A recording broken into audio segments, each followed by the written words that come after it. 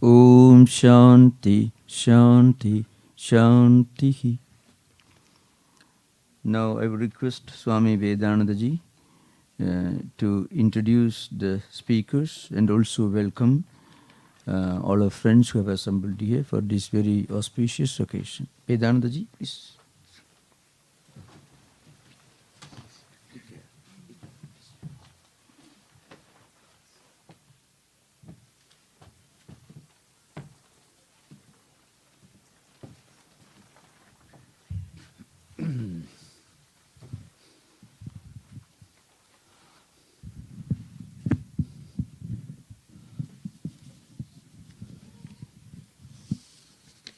See, before you even start talking, all the technical details have to be taken care of.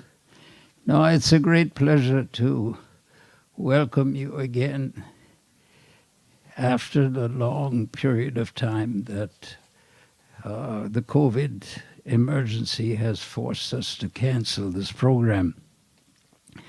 Just for a brief introduction to the program itself, and just a slight statement of the history of it to put it in perspective. The first year that this Memorial Day program was held was actually 1978, and it was held in the living room area of the Women's Retreat House. We had a very small experimental meeting, and a few days before that, Swami Prabodhananda, who was at that time the minister in charge, and your humble servant spent probably 1 or 2 evenings for long hours planning where the audience would sit and arranging chairs and doing all these things. This was the first meeting, and there were probably 100 people there, 1978. After that, we had we changed the locale of the meeting here to the meadow around the men's retreat house, and we had a rented circus tent. The company came and put it up. It was very simple for us. We simply watched them do it, which is quite different from what we have to do now, whatever system we have. Anyway, that circus tent arrangement lasted for a few years. Then it became too expensive, and so we actually bought a smaller tent than what we finally got. And that tent had to be assembled every year here on the men's retreat house lawn. It was made up of a series of arches, about 75 feet long. We had to store the arches, which were probably 12 or 15 feet high. We had to bring all these arches to a storage place on our hillside here, bring it back, and then put plastic on it. It was an enormously laborious thing. But that was the second stage. The third stage is this type of tent, and you will all remember we had 3 of them together, just a little bit away from this one. This became our bookshop tent, and then 3 of these tents were assembled to create actually 100 by 100 foot massive auditorium, and we hope one day we'll be able to, hopefully next year we'll be able to reassemble that. Anyway, this time we didn't want to go through all that enormous process, so we're trying a new edition of the famous Memorial Day retreat. That larger arrangement was able to seat 1,000 people, and at one of our Memorial Day events, we had actually 1,200 people. Otherwise, it was like 600, 700. Anyway, we hope to go back to the glorious old days, so to speak. in future. Anyway, that's just a little bit of the history, but the whole point was to make Vedanta accessible and available to people, to make information about our society, about the Vedanta tradition, the ancient Vedanta of the Vedas, and how it was being manifested nowadays, to embody the spirit of Swami Vivekananda, who founded this Vedanta Society in 1900, and the other direct disciples of Sri Ramakrishna who came here. This was a way of spreading this information and spreading the inspiration that these great people brought to us. So we're hoping to get back to that, but this is our first attempt since the COVID emergency has come. Now, one of the things that we mention in this introduction is that this retreat is available for use by other spiritual traditions also. There's a little bit of a formality. Whoever wants to attend, take a retreat in one of these two retreat houses, should have an interview with one of the Swamis in San Francisco before coming. And during that interview, we explain the purpose of the retreat and also the customs and the necessary restrictions that we have placed on that in order to make retreats available and fruitful for our devotees as well as serious spiritual aspirants of all traditions. In that same sense, these Memorial Day retreats also became the first one. Actually, only our own Swamis from San Francisco, Berkeley, and Sacramento attended the first retreat in 1978. Then very soon we felt that we should, that Vedanta was intended to be a message to everyone and all spiritual traditions should be included. So we began to invite speakers from other spiritual traditions also. The first one was from the First Unitarian Church in Oakland, the pastor of that church, who had, his predecessor in 1900 had invited Swami Vivekananda to come to the Bay Area. That was actually the first time Vedanta was preached in the Bay Area, was at Swami Vivekananda's lectures at the First Unitarian Church. He also lectured in San Francisco itself for a number of months, awakened some enthusiasm, and dedicated followers began to assemble, and the Vedanta Society that we now call Vedanta Society of Northern California was the Vedanta class founded actually by Swami Vivekananda on April 14th, 1900. So that is our history. And that is why we have Swami Vivekananda so prominently displayed here. He is our founder, and he is also our inspiration in so many ways. So this is just a brief introduction to the general spirit of this Memorial Day meeting, which has been, as I said, the first one was 1978, and it was held without break until that tiny little bug that's smaller, 1,000 times smaller than a grain of sand, made it impossible for us to meet for several years. But we have triumphed, at least we hope so.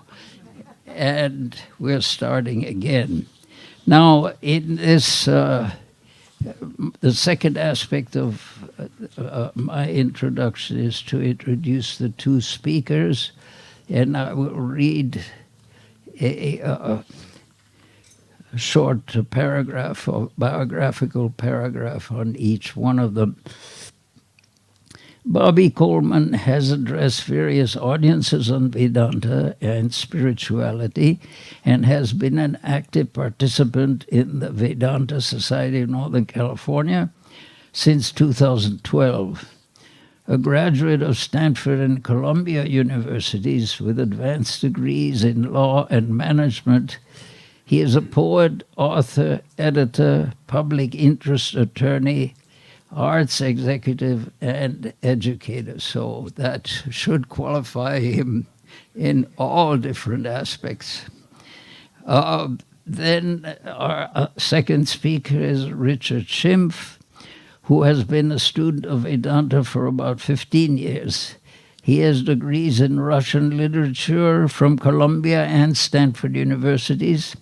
He worked as a writer and editor in independent film before returning to academia to teach a wide range of English and humanities courses with a focus on American culture. He has been one of the caretakers of the Vedanta retreat in Olima for 7 years. I will modify that a little bit. He has been the caretaker of the Vedanta retreat in Olima for 7 years. So this is my introduction, and thank you very much.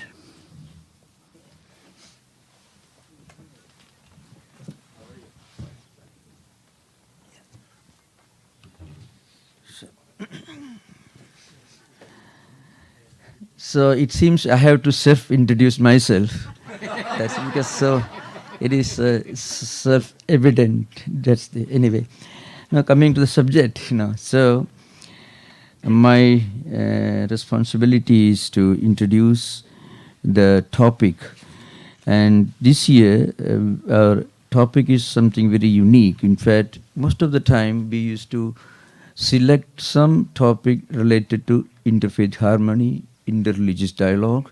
We used to invite different representatives of different religious traditions. But this time, for the first time, we are having two American speakers speaking about the future of Vedanta in America. Now, to understand the relevance and the importance of this topic, we should know a little about the history of Vedanta in America.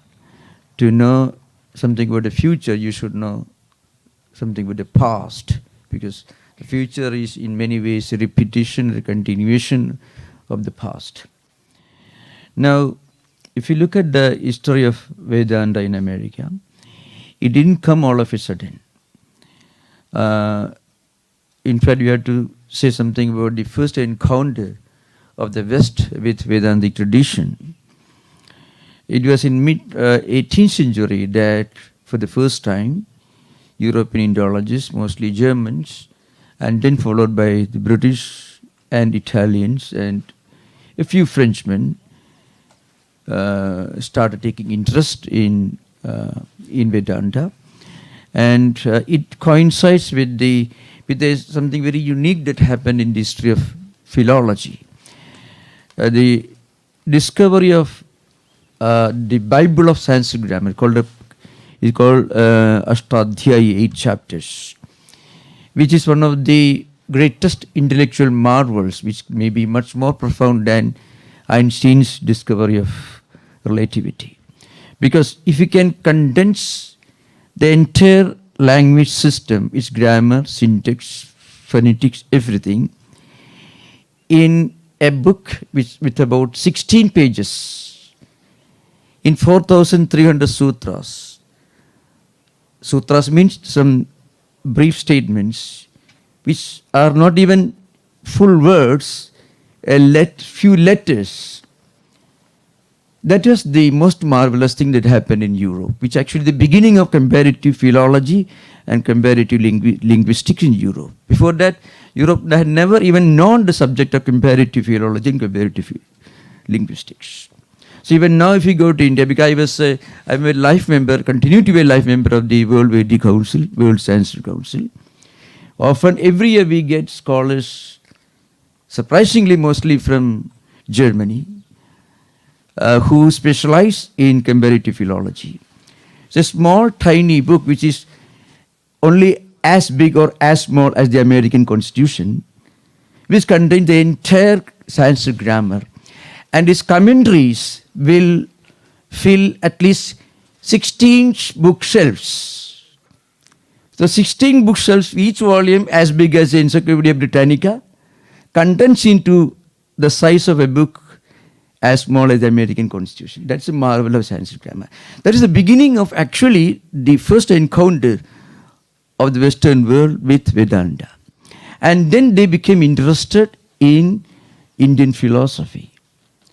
So at the beginning of 19th century, a French soldier who was actually in the service of the East India Company in India was going around India taking leave from his military service, and he somehow caught hold of a few broken pages of Upanishads, which he translated, he acquitted Duperon, we translated into Latin, which happened to be read here and there by Schopenhauer, who actually introduced Vedanta to Western world in Europe. And then came Max Muller in the middle of 19th century, and he was the one who edited the Rigveda Samhita, and he was the main intellectual inspiration behind the Harvard University Oriental series. He was also the main inspiration behind the first dictionaries of German into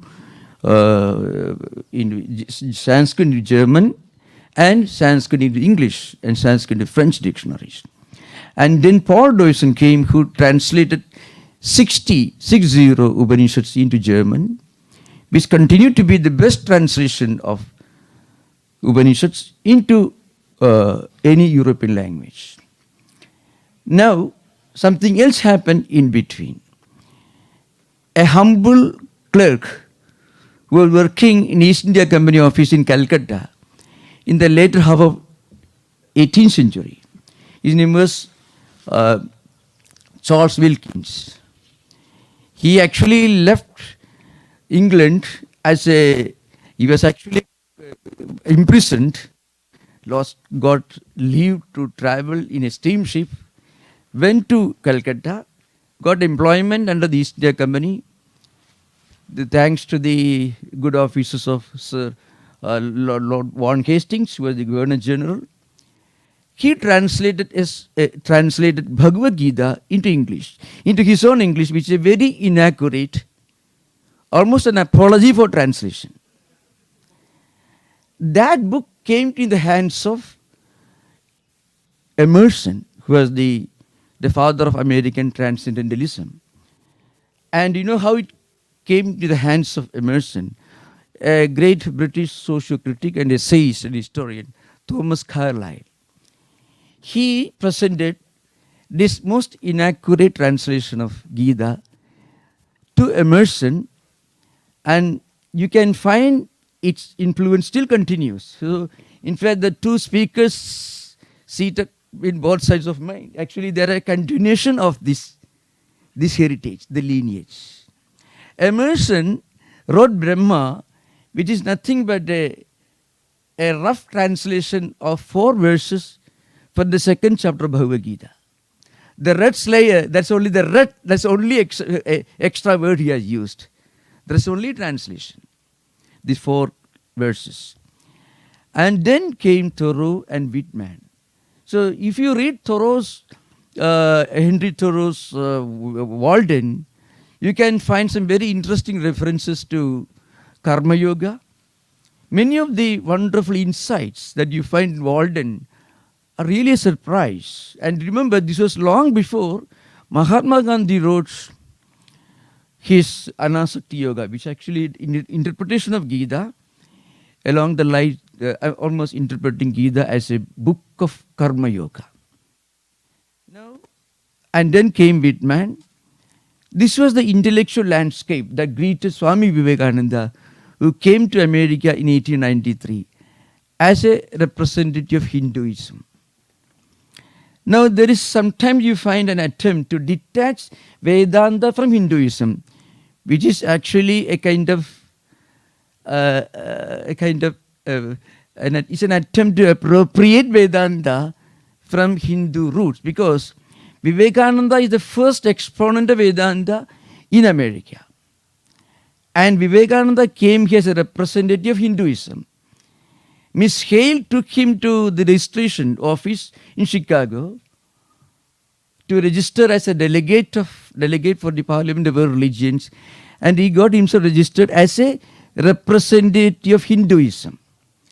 And the most important lecture that Swamiji gave in Chicago is actually a paper on Hinduism. Now, what happened was, Vedanta was interpreted by Swami Vivekananda as the highest reach of, highest evolute of Hindu spiritual and philosophical evolution. That is Swamiji says.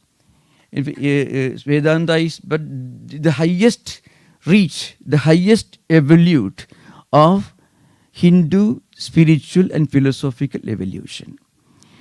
And in 20th century, if you read the works and the lives of the great Swamis who came to America after the direct disciples of Sri Ramakrishna's time, that is, you can find Swamiji came, Sharadanandaji came, Abhedanandaji came, and even Swami Nirmalanandaji came. They were all, Turiyanandaji came, Tirunadidanji came. They are all disciples of Sri Ramakrishna. But after that generation of the disciples of Sri Ramakrishna, if you look at the work and life of the great pioneers of Vedantic tradition in America, beginning with Nikhilanandaji in New York, Prabhavanandaji in Hollywood, Satpragashanandaji in St. Louis, and Swami Ashokananda himself in San Francisco. If you read their works, you find they were always assisted in their work by some wonderful American Vedantins. Houston Smith was with Satpragashanandaji. Aldous Huxley was with Prabhavanandaji. And even Nikhilanandaji's translation of the Gospel of Sri Ramakrishna was edited again and again by a group of great American Vedantins who lived in New York. And that's what you find now in the bookshop, the Gospel of Sri Ramakrishna translated by Swami Nikhilananda. So all these great Americans made some unique contributions to the establishment of Vedantic tradition, Vedantic lineage in America.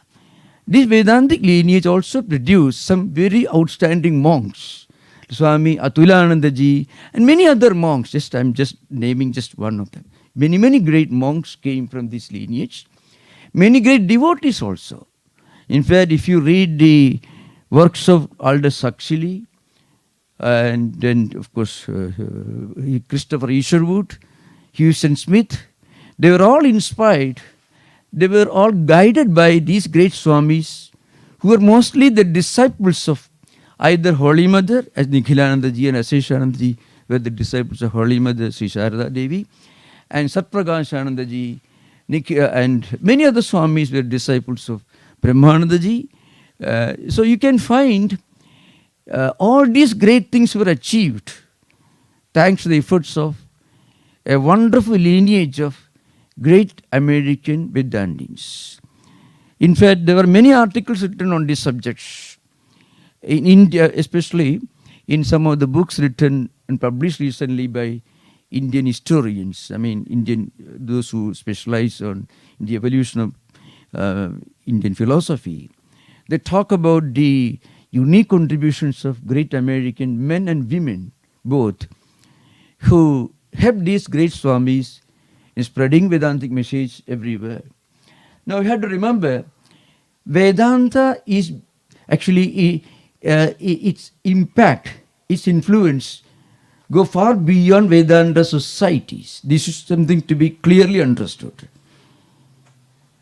Vedanta societies do not have the monopoly of spreading Vedanta message. Vedanta societies played very important roles, but you can find many manifestations of the influence and impact of Vedantic tradition, Vedantic message in many places in America.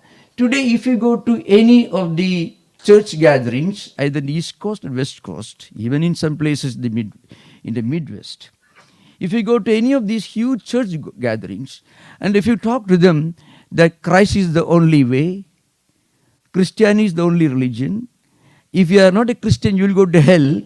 If you tell them, they will laugh at you. They will ridicule you. That shows the impact of Vedanta. So Vedanta actually opened the mindset of the entire nation, not only here in Europe as well. So what I mean to say, and this was made possible thanks to the efforts of some very wonderful men and women who were born in this country, who participated in this saga of spreading Vedanta. Because Vedanta teaches us that we are all essentially divine. It doesn't mean that we are all gods and goddesses. It means there's a divine spirit that is present in all of us. And the goal of human life is to manifest, to experience, to realize this inner divinity within by becoming good human beings. This is possible even without the help of a god or of a religion. That is something very unique. So many of these great writers like Aldous Huxley, Christopher Isherwood, you find, they interpreted Vedanta as something which represents the universal, natural, spiritual aspirations of every sincere seeker. You need not even belong to a church or a temple. Still you can be spiritual by living good life. Which, and very often they quote this statement from Vivekananda. You live your life in such a way that God will accept you even if you don't accept Him. This is the genius of Vedanta. So that's why you find the new continent found itself at home with the world of Vedanta, because you can be an atheist and agnostic, still you can be spiritual. So that lineage continues, and that's what you find on both sides of both these chairs seated on both sides of mine. Bobby Coleman and Richard Schimpf. I don't have to introduce them again, but I can only tell you this much.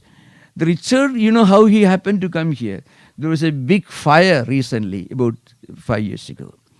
And he was the man who stood between the conflagration and the Olima retreat, like a wall.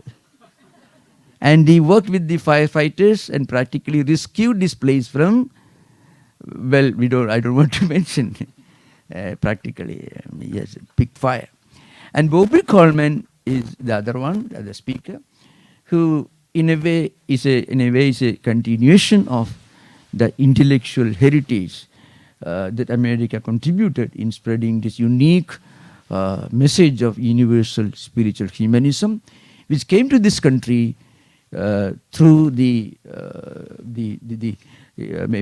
work of Sri Ramakrishna indirectly, but through Swami Vivekananda's participation in the Parliament of Religion. So now I would request Bobby Coleman to speak on this subject, the future of Vedanta in America.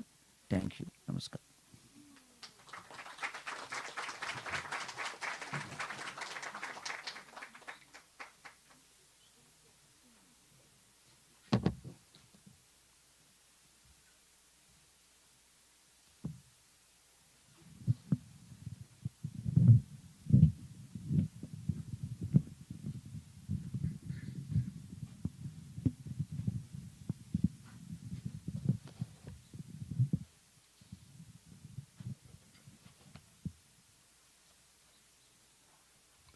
Good morning.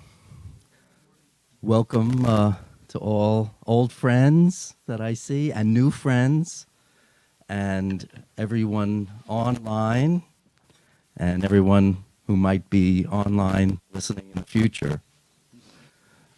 The topic today is the future of Vedanta in America. I wanted to thank Swami Tattwamayananda ji and Swami Vedananda ji for their preparatory remarks and that kind introduction. I also want to acknowledge Richard's incredible work here. My fellow speaker, Richard Schimpf, did in fact put his own mortal coil on the line to rescue this place, and it's an incredible act of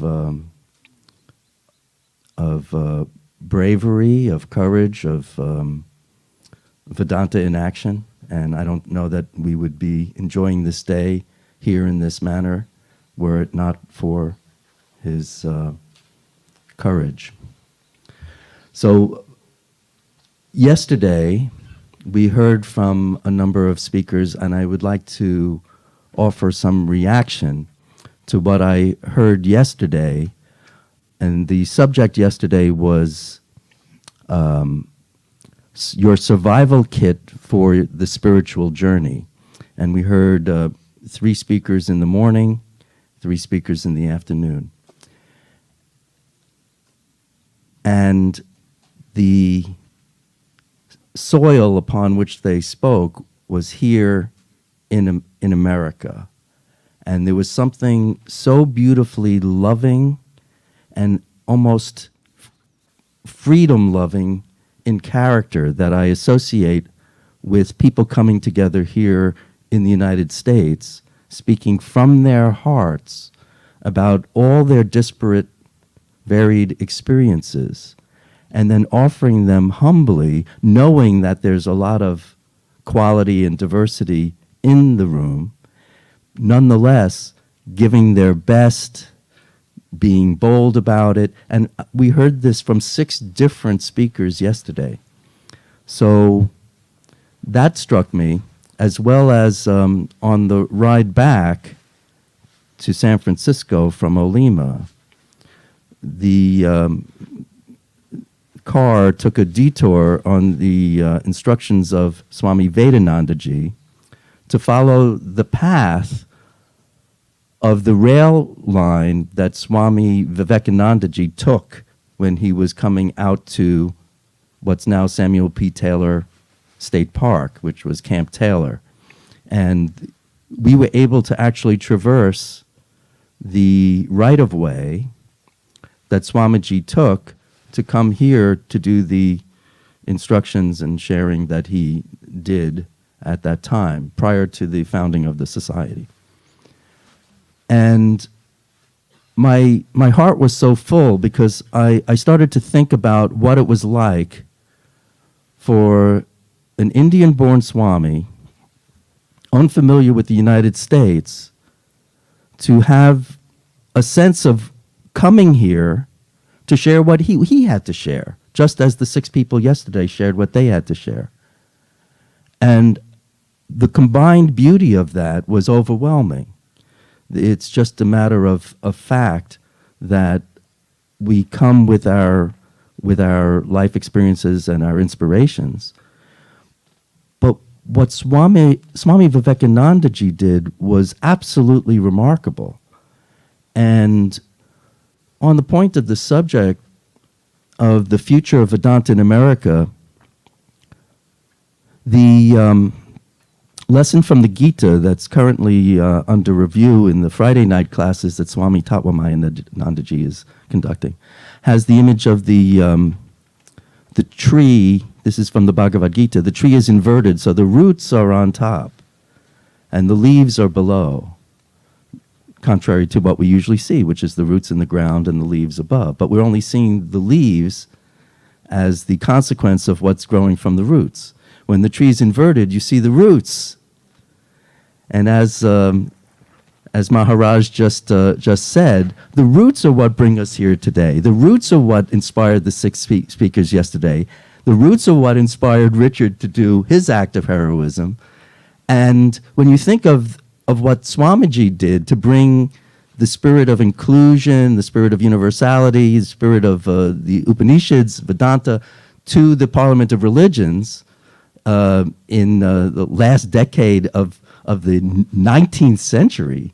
This is an incredible act of faith in a particular outcome, in a particular future, a timeless future. So I'll be getting to some of these points, and the main thrust of it is that America is a fertile ground. America is a fertile ground for the future of Vedanta, just as it was at his time, and just as it subsequently became for other swamis. We have the courage of that because we have lived it and we have seen it and we're living it now. So with that by way of introduction,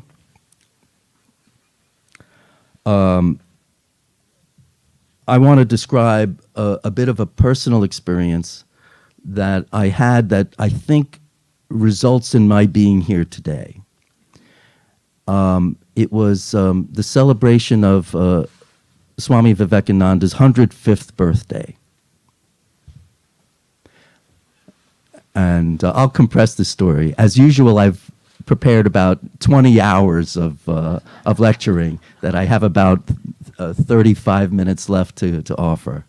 And but this is so personal, and I want to share it because I think it'll help describe and elaborate on what I mean about the courage of these convictions and what we as Vedantins have to offer the future of America. So I go to this Vedanta Society's celebration, which was at the Palace of Fine Arts. And I believe it was the end of 2011. It was the 150th anniversary of Swami Vivekanandaji's birth. I believe it was that year, possibly the next year. And it was very elaborate.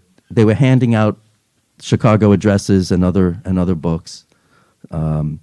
And I enjoyed it. I was inspired, and I made a resolve to go to the satellite lectures in that January 2012, I believe it was, that were held at Fort Mason, where Swami Tattwamayananda was offering two series. One is yoga as a path to freedom, and I believe the other one was also about the yoga and Vedanta tradition. It might have been Swamiji's message for America, but I took home this on the Muni Transit bus, and I started to read it, and it filled me with so much joy and enthusiasm that I had to shield my face from the other passengers on the bus because I was crying. And of course, it famously starts, for those who are new to this text online, it starts, Sisters and Brothers of America. Well, that's pretty warm. And then he says, "It fills my heart with joy unspeakable to rise in response to the warm and cordial welcome which you have given us." Now remember, this was an exotic-looking person to an audience, that wasn't necessarily prepared for anything that they were about to hear. They weren't familiar with yoga, Hinduism, Vedanta, and there were a number of speakers from other traditions, mostly Christian. And I thank you in the name of the most ancient order of monks in the world. I thank you in the name of the mother of religions, and I thank you in the name of the millions and millions of Hindu people of all classes and sects. And then he thanks other speakers, etc. But then he gets to the part that made me cry. "I'm proud to belong to a religion which has taught the world both tolerance and universal acceptance. We believe not only in universal toleration, but we accept all religions as true. I'm proud to belong to a nation which has sheltered the persecuted and the refugees of all religions and all nations of the earth." Now, that would have been enough for me. As an American, we have it hardwired, for those of us who come here, whether we're born here or not, those of us who've read the Declaration of Independence, those of us who've read the preamble to the U.S. Constitution, those of us who just are familiar with the phrase, "we the people," in order to form a more perfect union, or the ones who feel like a declaration of independence against a tyrant, a tyrant, for just cause, without being cavalier about it, not just throwing away something of value, but making your case for a better future.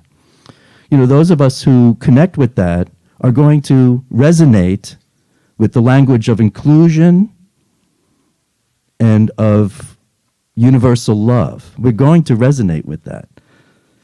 That's one of the reasons why people come to the United States. They come for many reasons. But freedom and mutual tolerance, mutual engagement, more than tolerance, mutual involvement, a national satsang, so to speak, is part of what we believe in here. And I believe it shines brightly in this part of the United States, but all over the United States. Here we have a port city scenario. The winds are blowing. We're facing the ocean and the sun setting over the ocean. You can tell from my accent, the sun rose over the ocean where I grew up. But across this continent, with all sorts of people who haven't always been treated well around the world or on this soil by others and by each other, still actually believe in love. We actually still believe in something, and it's even in the name of the country, united. So we come here today, and then Swamiji goes on. That was a side trip. Swamiji says, I am proud to tell you that we've gathered in our bosom the purest remnant of the Israelites who came to southern India and took refuge with us in the very year in which their holy temple was shattered to pieces by Roman tyranny. And then he mentions other faiths, other cultures that have been harbored to safety, embraced by Indians throughout history. And he's going to later make a case for why that is.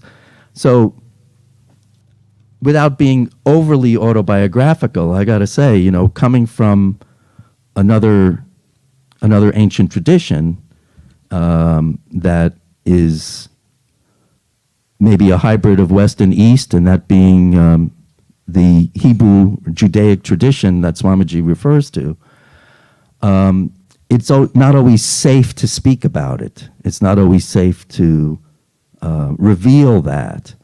And it's one aspect of identity that is perhaps merely an aspect of identity.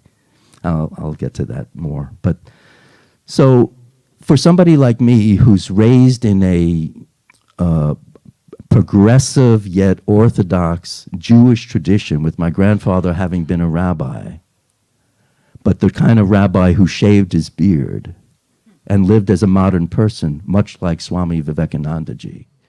He was both connected to ancient tradition in a way that's very unusual, but not conscribed by it alone, without the feeling of love and expansion and of mysticism and transcendence that's inherent in the training. That's why it's done. A lot of that was eliminated by some of the difficulties of history. But I grew up with it. I grew up with the remnants of it. So when I read that passage on the bus, I was already crying, and then I just lost it, right? It's like, well, who's not going to resonate with that message as a human being, as an American, as a Jewish-born person, as a person inspired by humanism, by universal humanism? So I speak about that a little reluctantly because there are stereotypes about it, and also it's only one aspect of identity. So when we speak about America and American identity, I'm also going to sort of notice certain details, but in the context of identity being a much more expansive thing. We think we are a certain thing, and then we discover that we're more than that. That happens over and over and over again. I've seen it in others, and I've experienced it myself. I thought I was a musician, and then I was a poet, and then I was a musician again. I thought I was a scientist, and a lawyer, and an engineer, and then this and that. And I also thought I was perhaps Judeo-Christian, and Christian Hindu, and Hindu this and that. I've experienced a lot of these things in the spiritual journey. But the most remarkable thing was I was told that we came from a certain place in the world, like a lot of Jewish Americans.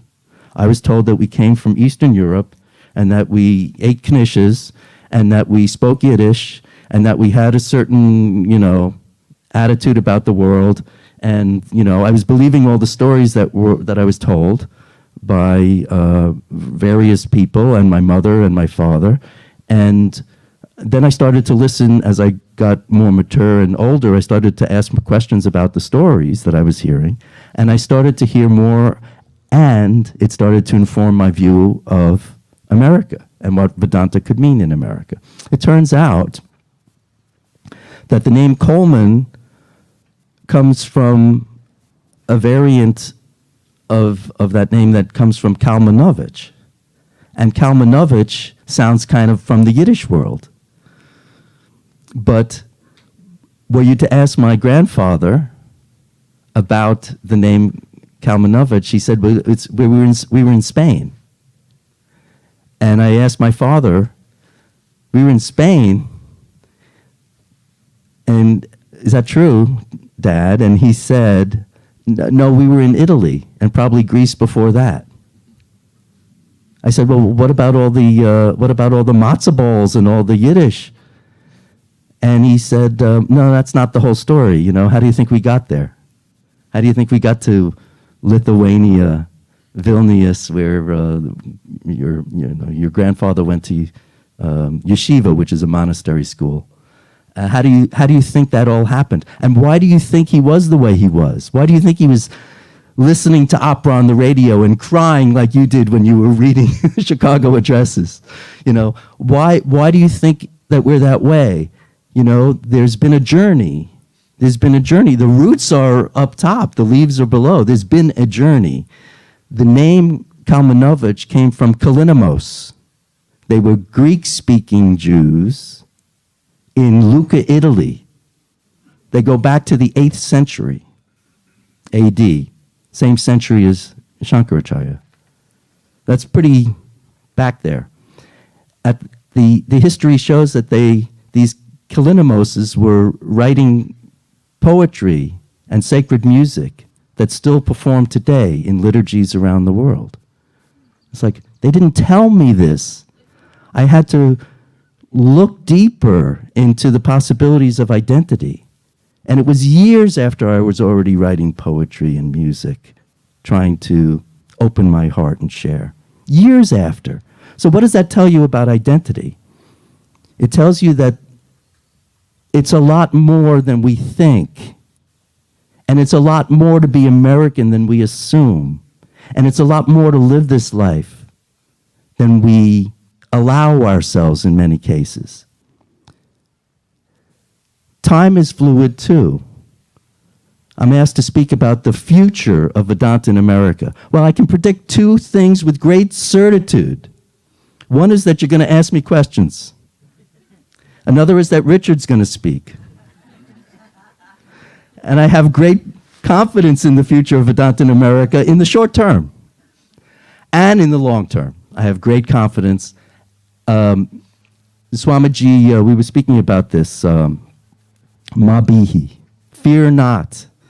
Fear not is something he would remind himself, say, and share with others. Fear not.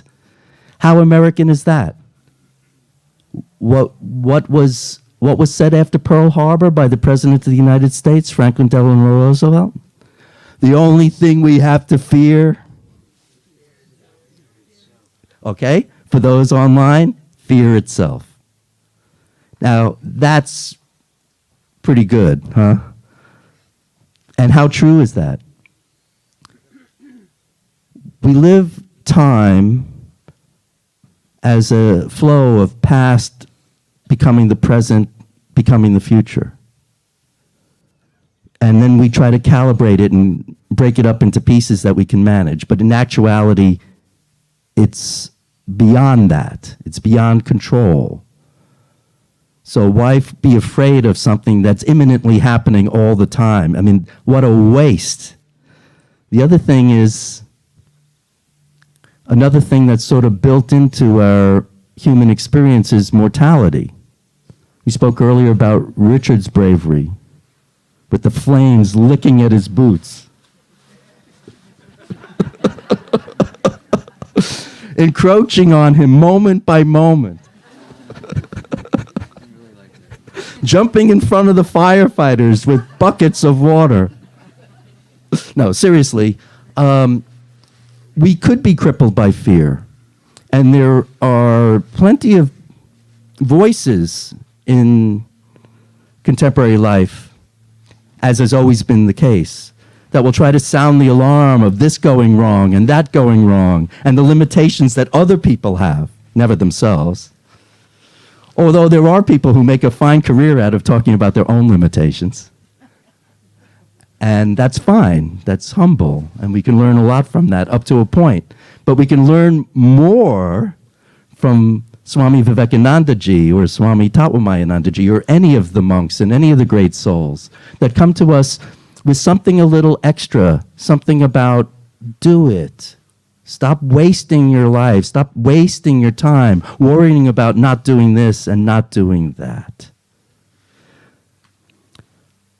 The other thing that came out, even in the introductory comments, in the ever-present wisdom of Swami Tattwamayananda, this idea that we're in a context of not only intellectual history and literary history, but a history of the heart and soul of humankind that takes root transcendentally and mystically in the voices of Concord, Massachusetts, and the protégés of Ralph Waldo Emerson. Maybe the high point in American history in any aspect would be these three towering writers, Emerson, Thoreau, and Whitman. Now remember that the two younger ones were Thoreau and Whitman. And this is a bit analogous to what we saw in the late 20th century with Prabhavanandaji in Los Angeles, Vedanta Society, and these British expats, and Gerald Hurd also, but Isherwood and Aldous Huxley. Now, Isherwood and Huxley had already made great names for themselves in England, and were post-World War I pacifists looking for a place of sanctuary. They ended up in Southern California, in part attracted by their writing opportunities that were emerging in the new technology of the day, which was movies in Hollywood, and some of them participated in that. But more importantly, they were studying Vedanta. Huxley famously wrote The Perennial Philosophy, which became quite a big bestseller, drawing from the mystic and transcendental spiritual traditions of the world, still a classic. And Huxley was a tall, elegant, eloquent British person. And he was here doing this. And then and Isherwood likewise was also very devoted to the Guru and wrote about that as well. The analogy I'm making is to Thoreau and Whitman. I think it's really important to speak about that, in part because they're not well read anymore. My own sister, as much as I love her, I keep sending her copies of Whitman's writings because she was a middle school English teacher and never had the time to read or teach Whitman. Walt Whitman came from my home area on Long Island. And he had his own multiple identity. So encouraged by Emerson, like, give it voice, he did his thing. And I plan to read some Whitman. The sort of bipartite identity that I speak of is that the Whitman was British born on his father's side. That's where the name Whitman comes from. And his mother was Dutch. So this part of Long Island to the east of Manhattan was Dutch in part and English in part. So there he was in the liminality, the in-between of these various cultures. So he's bridging cultures just like we speak about Vedanta in the West, bridging Eastern philosophies and Western philosophies, hopefully on the fertile soil of the United States, which has proven to be true. So Whitman, in his way, in his smaller way, was also bridging these identities in New York. His name Whitman was the English side. I think it was Van Duzer or something like this on the mother's side, the Dutch side. And that particular part of Long Island also had different cultural and faith traditions. So he goes into various trades, publishing, printing, editing. He becomes the editor of the Brooklyn Daily Eagle. Brooklyn is physically on Long Island and was separate from New York City at the time. Whitman, under Emerson's encouragement, becomes probably the most robust and confident voice in American history, hands down, with the same kind of power and boldness that Swami Vivekananda had at the Parliament of Religions and in his talks here in Northern California and throughout the world thereafter. And so, there's a linkage, I think, to the future of Vedanta, because if we stand on the shoulders of such courageous giants as Vivekananda, and of course Vivekananda also represents the entirety of the history that supported his efforts, not only his guru, but also the scriptures themselves. He always claimed that he was merely teaching the Upanishads. So he comes and he has that mission to share and to build, to not waste, to do something important. And Whitman describes doing the same thing and not being weak about it. So one of the things I'm trying to hammer home in various ways is that we don't know who we are, but we do know who we are. We don't know that we're just this or just that, but we know that we're that. We know that we have the divine spark within us and that we all share that existence and we all love it in our different ways. And that's what we have to share. Then we become to a place that encourages that, around people who encourage that, then we're not going to shrink away from existing as beautifully, as creatively, as wonderfully as we can. Whitman got that message. Thoreau also got that message. Thoreau, who not only wrote about civil disobedience, which is, also a bit hardwired into the American psyche, but Thoreau also went to nature and famously was not really happy about mechanized modern life, which dehumanizes people. And we have to deal with some of the same issues today. By the way, my father, who was the son of the rabbi I described, was very Thoreau-like in a way. He would go on walks and dream up new computer systems. He was an early tech guy who also wrote love poems and played music and cried at the film Casablanca and would answer my questions about what is holy, what's important, what's eternal. I was a difficult kid in that way. I asked questions like this, and I wanted to know, and he seemed to know everything. And when he answered me not like I was a frustrating little kid. He answered me like, you'll see it. You know, you read Whitman, you sing a song, you write that music. So I think that there's a challenge that Thoreau felt. Thoreau felt that the imposition of the locomotives, the dynamites blasting through the hills of the landscape were disturbing things. He didn't even know what was coming.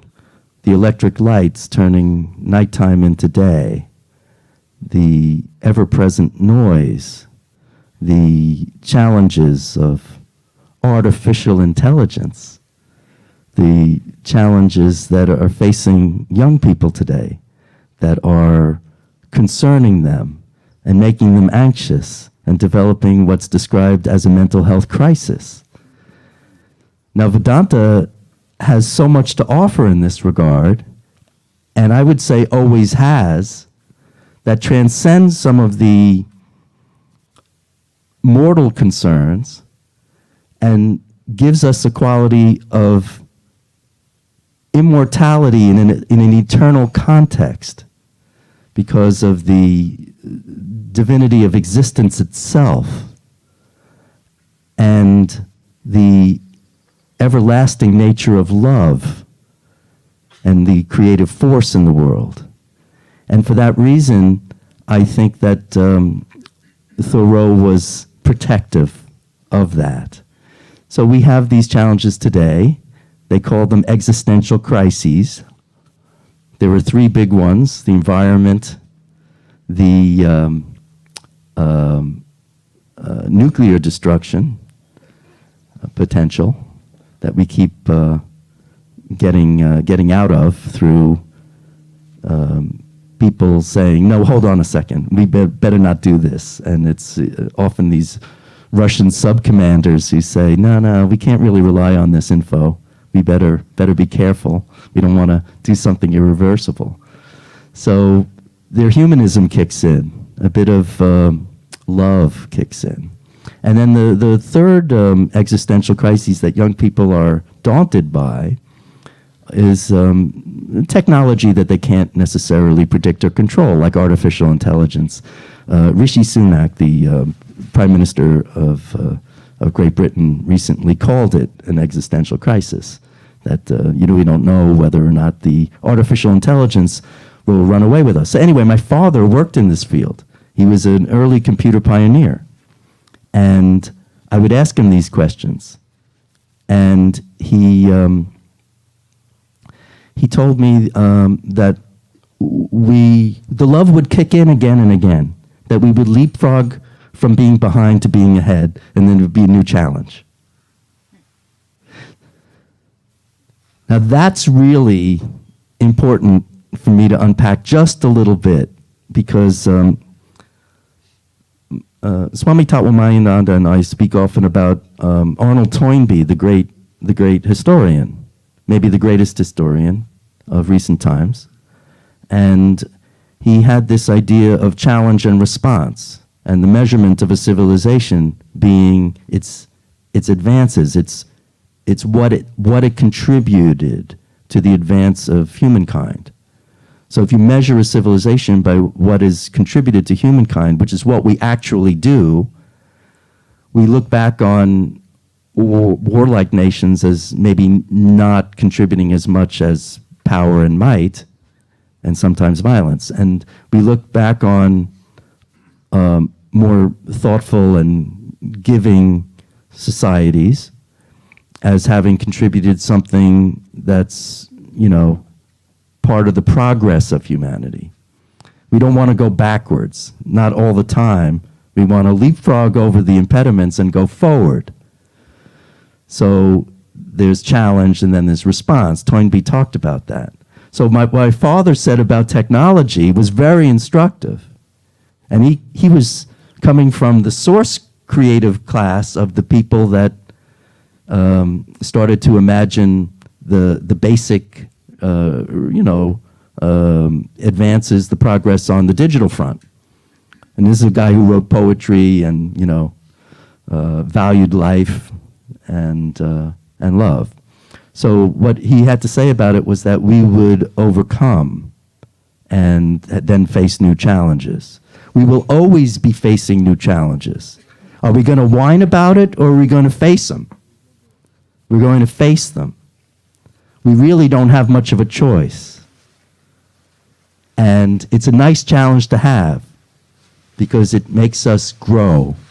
And growth is Brahman. Growth is the everlasting force in the universe that we reckon with, that we live with, that we deal with when we consider our own mortality. My message to the youth is always the same. Face your death. Face your fear. It's healthy. Cry. It's healthy. You grow, you learn, you live that way. That's what you need to do. Break your heart. Write your poem. Make your music. Create your song. Don't be afraid to do it. Don't think your voice is inadequate. Don't think you can't sing. You're born to sing. You're born to write the poem. You're born to express yourself. And if America is to live up to its potential as a place where that happens robustly, then we need to sing and express ourselves positively and share as much as we can and love as much as we can. You be as creative as we can. And I think that we need to not be afraid to do our best. And that's why people come to the United States. Vedanta's place in the future of America now should be clear to you. It should be clear that it will allow us to sing. It will allow us to feel that we, the people, are on our way to a more perfect union. It will allow us to ring out with the bravado of a Whitman or the insistence of a Thoreau on getting back to basics and celebrating the glory of divinity all around. And also, I would say my grandfather's dream of a place where traditional spirituality could flourish with new expressions that were contemporary. Like I said, he was a traditional rabbi who shaved his beard and read the books, but then got out into the world. My father, likewise, honored tradition, created things, expressed himself freely, and got out into the world. I was shy. I stooped my shoulders over, still do. I didn't know who I was. I flower because I listen to the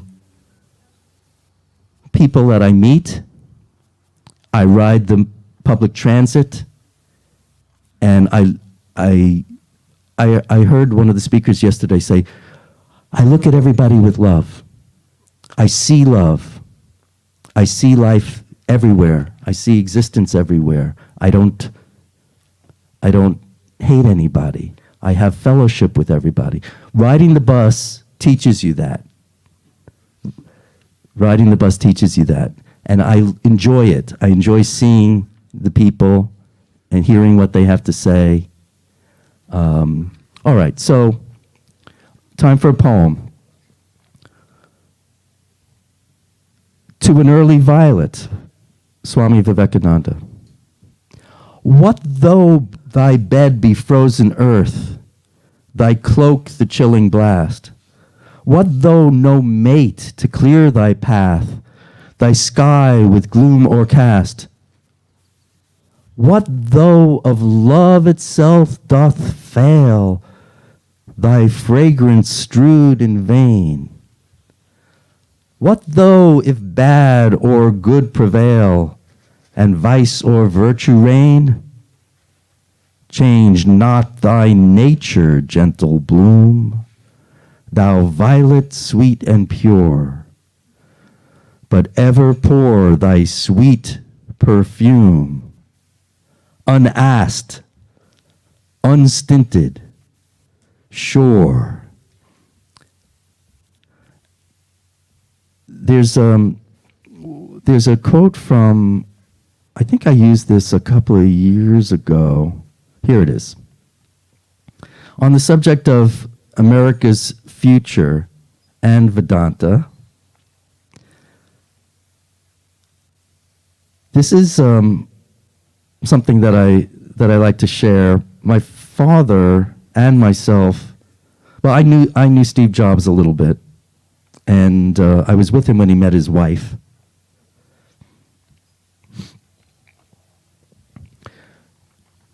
They played this when they opened the Steve Jobs Theater on the Apple campus in September 2017.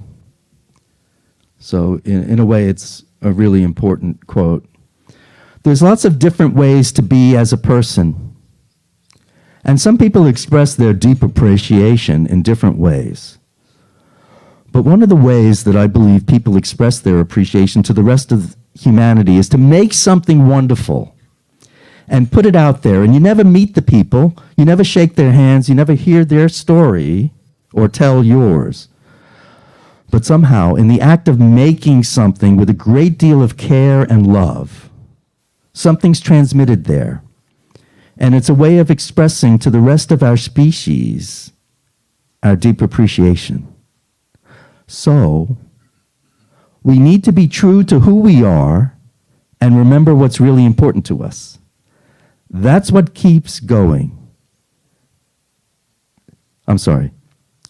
That's what's going to keep us, us. If we keep us, us.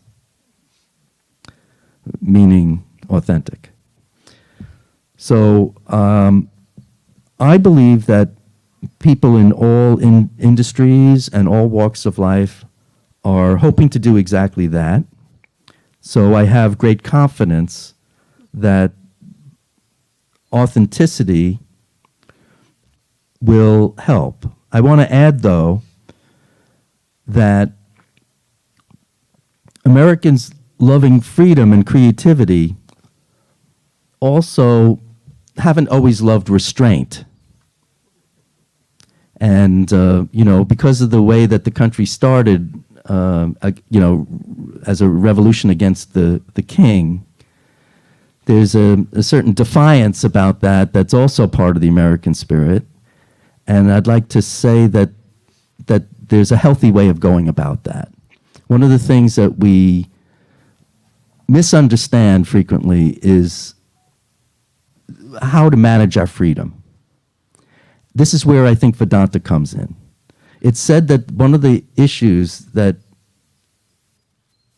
students have these days is that they're encouraged in ways that don't involve restraint. And the brain develops restraint later than it develops all sorts of needs for attention and for approval. So young students are like, do I look right? Am I acceptable? Am I this? Am I that? And if those grievances are encouraged, they can be damaging. The validation might be inherent. You might be able to self-validate if you're a Vedantin. But if you're looking for validation everywhere else, it tends towards vanity, because then you're like, give me more validation. But if you're self-validated as a Vedantin, because you're attuned to doing what you do and being yourself, keeping us, then you're not as needy.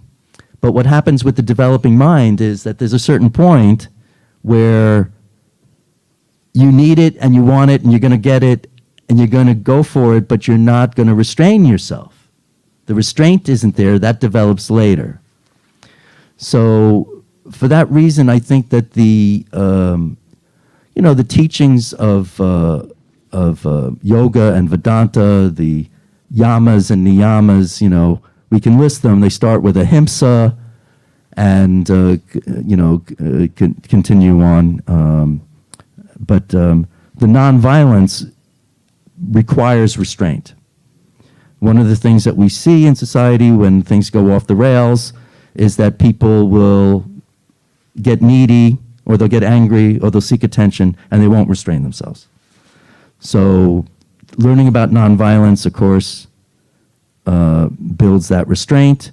Americans pride themselves on the nonviolence and the restraint as well. There's a local lore. Those who follow the local sports will know that there's a local sports hero who won an award and gave the money to University of San Francisco. Where did the University of San Francisco, why University of San Francisco? That's the longtime Jesuit college in the city of San Francisco. The reason is that they have the King Gandhi Institute on Nonviolence and Social Justice. Martin Luther King, of course, inspired by Gandhi. Gandhi, of course, a student of Hinduism, yoga, and Vedanta, and famous for principled nonviolence, of a strong, not shy form, and a great inspiration to Americans. Americans know and are inspired by Gandhi in greater numbers than are familiar with Swami Vivekananda, because they know Gandhi and they know King. But they shall also know Vedanta and Vivekananda. It speaks to us as Americans. And now, who wrote this one? I feel your presence as naturally as the soft light of the morning, not even wondering why you're here. Now then comes the time to shine and dance in the sun, to eat scarlet grapes and taste their inner sweetness, to look in the eyes of the lily and share the combined sparkle, to wear translucent white silks, to not spend another precious moment apart.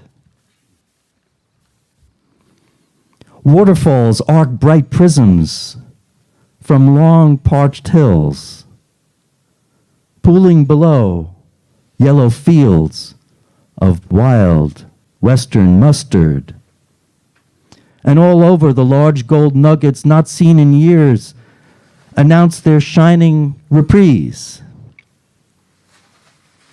Everywhere I see them, they reveal themselves only to those too shy to actively look for them.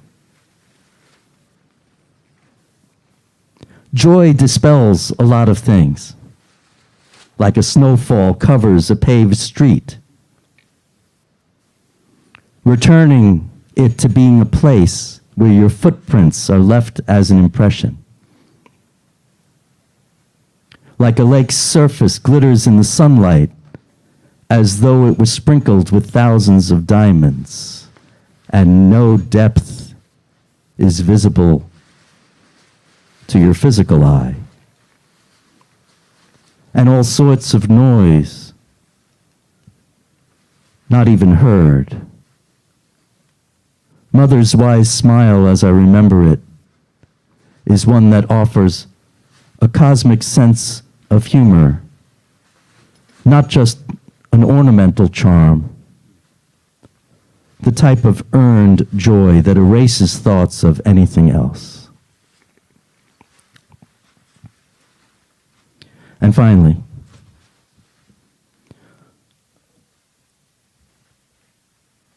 solid things come and go fluidly, become liquid, become solid again. Like rain spattering off a stone, moistening where it lands next. That's how I know that your eyes' glow of love lasts forever,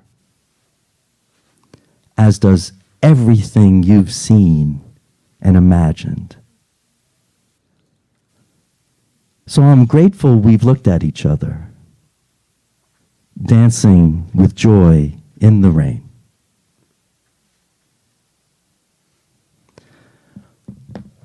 When I ask people to sing, and I have asked members of the Vedanta Society of Northern California often to sing with me, I ask them as engineers of sound, engineers of word, no divisions between disciplines, no silos between academic departments, whether it's at Columbia or Stanford. I don't know that there are any other universities in this world, because both speakers are from these places. And I ask people to sing and write poetry, and I try to demonstrate to the best of my ability. The spirit of Whitman is in us, and the spirit of Swami Vivekananda is too, and the spirit of the Upanishads and of the Gita and of the Brahma Sutras and of yoga and of the ancient sages are our birthright. We're born with it. And that's a beautiful thing. So for those who get cynical about existence, or about the future of America, or about the future of Vedanta in America, I say stop wasting time. The future is up to us. I wrote those poems. Thank you.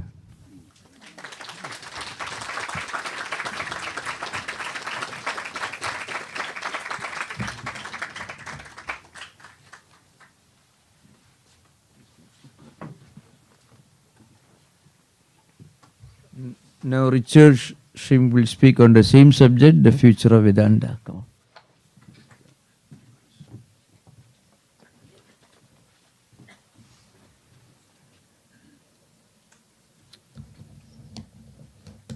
My pranams to revered Swamijis, esteemed Pravajakas, honored brahmacharis. To my beloved fellow devotees, guests and friends, I bow to you also. It is my distinct honor to speak on the future of Vedanta in America. It's a prickly subject. Like this? I suppose I am supposed to offer some sort of prescription for the future, but I don't have such a prescription. I don't, because if Vedanta is to succeed, it is not for us. The past of Vedanta, its present and its future have never been our doing. It is Mother's doing.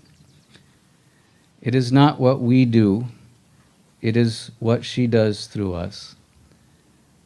We can serve her. We can be the machine to her operator. And so that is what I have chosen to speak about today. Vedanta is our ideal. It sits above everything else. It is truer. But it doesn't just sit above us. It is also our way of life. It has shaped our lives. It has made us better. It has brought us nearer to God, nearer to our families, to each other. This sacred knowledge has purified our bodies and minds. It has purified our religions and our worldviews. We see more clearly, we love better, we know better, we work better because of this Vedanta philosophy. We are here today, all of us, because of that love. We are many lovers, and there is one beloved. We love Vedanta, so we want to preserve it as it is, perhaps as it was when we came to Vedanta. So out of love, sometimes we put a rope around it to keep the crowds out. And we forget that Vedanta does not fit neatly in a temple, behind temple walls. Or we love Vedanta because we think it alone has the power to save the world. We want to share it as widely as possible, to make it accessible, to make it simple. And sometimes we love that truth so much we spread it too thin. But Vedanta doesn't fit into a self-help book or a yoga studio either. So neither a liberal nor a conservative approach is going to tell us much. What conserves wisdom can also turn it into a fossil. Making it accessible can water it down. Instead, let us look at how Vedanta moves from the past to the present and how it will move to the future. But first, let us remember that once we too were future seekers of God. Sri Ramakrishna called to us before we knew his name. We remember the particulars, the trappings of that moment when the divine reached out to us.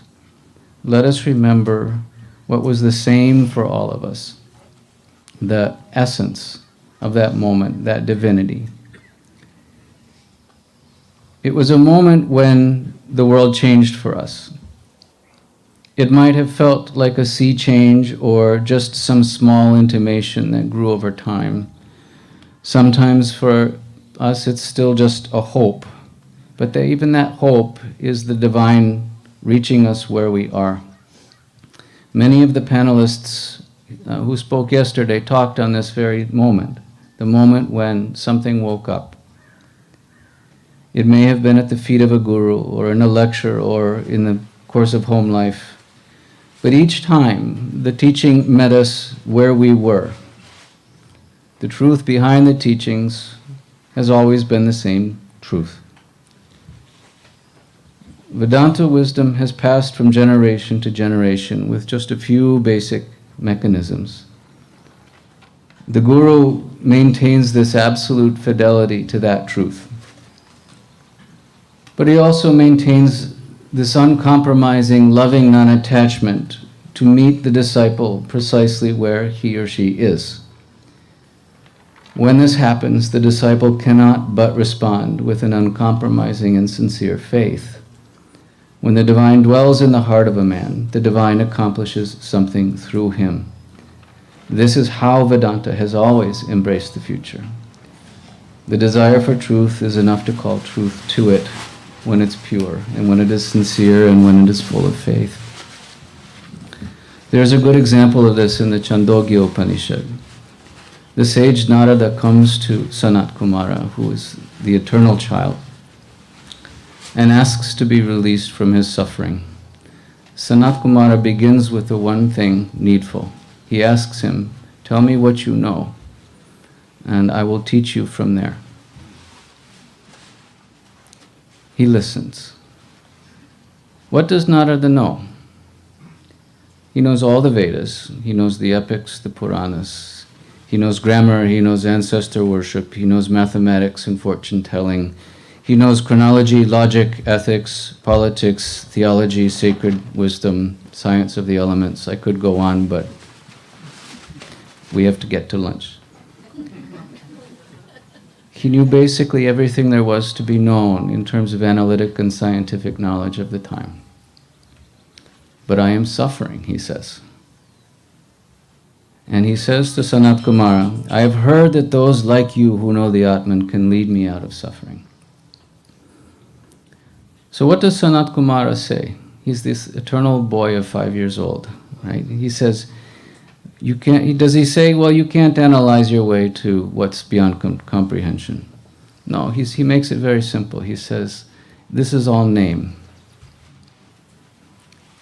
And you should meditate on name as Brahman. Look at what you know. Contemplate it. And the disciple, Narada here, responds with the second requirement for the transmission of Vedanta from the past into the future, Shraddha. This is faith, an open, earnest, and sacred awareness that there is something much greater than this body, greater even than this mind. One of the devotees reminded me that the Swami had told him that it is sort of a prevision of knowledge. It is an openness to this knowledge. When the disciple is ready, he can ask for something. Is there something else beyond name? So Narada asks this moment, is there anything bigger than name? Sanat Kumara tells him about mind, and he tells him about will, and he tells him about wisdom and strength and life and hope. And he tells him to meditate on each of these as Brahman. In this way, Sanat Kumara leads Narada out of suffering and all the way to the infinite. It is not about two men talking through a problem. It is this eternal, unchanging wisdom and the loving care of Sanat Kumara fitting the teaching to exactly where the devotee is, exactly what he knows. Without that, the disciple cannot respond with an earnest contemplation. Without that, there's no release for suffering. But when these two things come together, the divine accomplishes something through us. And this is, I hope and I pray, the future of Vedanta in America. Vivekananda came to this country, and something no less extraordinary happened, something primordial, something primeval came together with what was absolutely new. The lineage that had carried Vedanta through the centuries adapted to carry it into a new century and a new world, something utterly alien from where Vedanta grew up. And we can see Sanat Kumar's question in the voice of Swami Vivekananda. Tell me what you know, and I will teach you from there. And you can hear America respond. Bobby gave some very good examples of how America responds. He says, I know something about freedom, and I know something about equality. I know some science, and I know how to work. I know agriculture, I know poetry. My religion has taught me to be good, and I'm still suffering. Swamiji spoke often about our positive traits, this desire for freedom, the innate understanding that Americans have that inequality is wrong and needs to be remedied. He noted our industry, our ability to work. And he saw the problems that Americans face, both religious and secular, that our liberty is external liberty. Our inequality that we want to remedy is some external problem. Our desire to work makes us a slave to the world, then a slave to the own pleasures and pains that we suffer as a result. He saw that these virtues of ours were name only, and he asked us to meditate upon them. Americans, like Narada, knew a great deal, but were not wise. But the careful attention of the teacher meets the earnest contemplation of this disciple, and the divine moved through them. Nothing was lost. In fact, Vedanta was purified, renewed. Vedanta, the whole world over, is understood through the words of Vivekananda, words he spoke here, in this country. Liberty, mukti, is all my religion, he said, and everything that tries to curb it, I will avoid by fight or by flight. He brought a message that couldn't be discarded. He would speak about the essence of Christianity and its failure to live up to that in one breath, and then in the next he would talk about Hinduism, the essence of it, and its failings to live up to that essence. His goal was to remove the superstitions from both of these, to set the heart and the mind both on the path of one single undecaying truth that always was and always is and always will be. He could take even our innate skepticism, our doubtful nature, and make it a source of faith. He would say things that would be shocking to hear from anyone else's mouth, but somehow in his mouth they made sense. He would say, if there's a God, we must see him, and if there's a soul, we must perceive it. Otherwise, it's better not to believe. It's better to be an outspoken atheist than a hypocrite. It's true when he says it. It's terrifying when anybody else does. But when he did this, what did he accomplish? He pulled the rug out from under the dead ends of religion.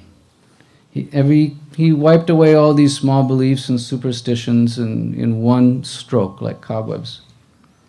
And just as importantly, he firmly set the sort of anti-religious zealots back on their own heels, demanding that they follow their ideals, follow their reason to the highest truth. All good, he would say to them. Now go a bit further. What do you see? A historian might be able to write all of this off to his great mind or eloquence. But we ought to remember that Narendra came to Sri Ramakrishna as Narada came to Sanat Kumara.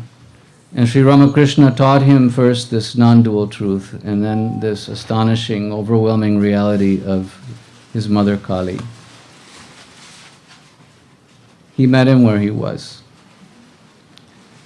And on the face of it, the teaching that Vivekananda gave is so different from the teaching that Ramakrishna gave.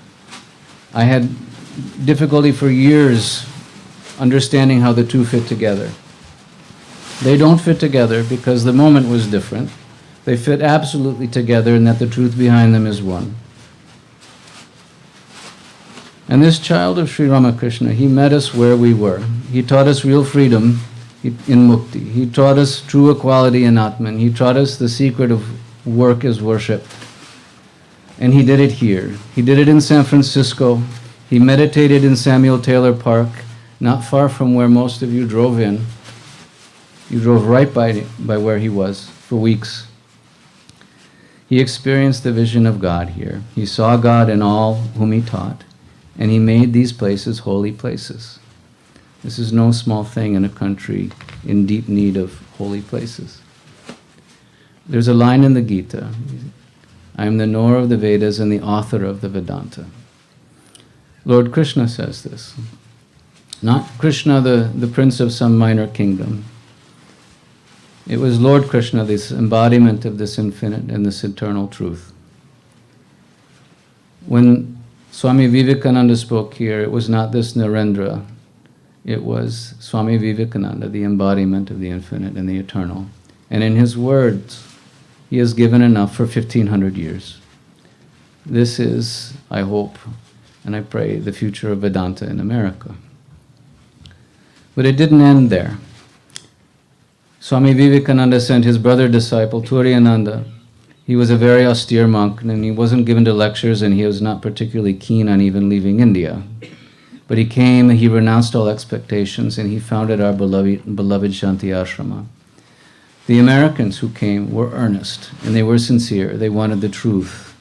The idea of the ashrama came about because a single Western devotee, whom we now know as Guru Dasa Maharaj, a single Western devotee had arrived at that moment described in the Mundaka Upanishad, where having scrutinized this world of works world gained by action, one arrives at non-attachment. He was sincere in his desire to renounce, and he had nowhere to go. He would be arrested for vagrancy on the streets of New York. But Vedanta once again met him where he was, and they founded such a place. They founded an ashrama for one sincere devotee. And they sent a realized man to teach him from India. Think about that. 3 direct disciples over one, and not just, of course, there wasn't all they did, certainly, but he had contact with 3 direct disciples of Sri Ramakrishna. When a devotee's desire for truth is pure, it calls truth to it. Truth cannot resist such a thing. That's how Vedanta moves into the future. There are some very humble but illustrative stories with the Swamis in America. On the way to Shanti Ashrama, Swami Turiyananda was sitting next to a very urbane, proper young lady. And he asked her what on earth she was doing going to this empty place. This was at the beginning of before the ashrama was founded. And she simply said, I wish to become butter. Right? And what did she mean by this? There was Sri Ramakrishna's advice to first practice spiritual disciplines and then go into the world. Why? Because if you dump milk into water, you don't have pure milk anymore. But if first you churn the butter, then the butter will rise to the surface. It will float on the surface of the world. And she knew enough to say, I want to become butter. He gave her the name Shraddha on the spot. On another occasion, a young arrival showed up at his tent and just simply laid a bundle of sticks at his feet. She had read in the Upanishads that this is how you come to the teacher, with fuel in hand. I'm not sharing these stories because they're stories of great wisdom or great insight. I'm sharing them because they are stories about absolute beginners who had one qualification for the teaching, and that was sincerity, a strong and sincere desire, pure to know the truth.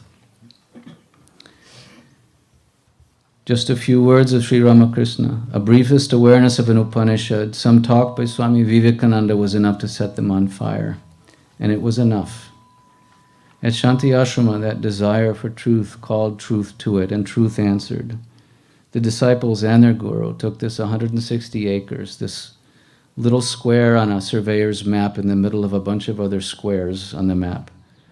Very American, just this square. And they made it a holy place. Swami Ashokananda appealed to this vigor and intelligence in Americans in an attempt to deepen that faith. He met them where they were, and they responded with faith. We all know how the Vedanta Society flourished at that time. The centers in Berkeley and Sacramento were built.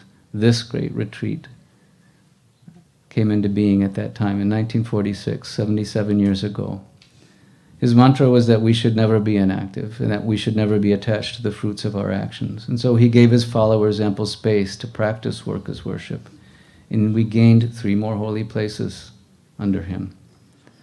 He understood that the Hindu trappings of Vedanta were difficult to understand for Westerners.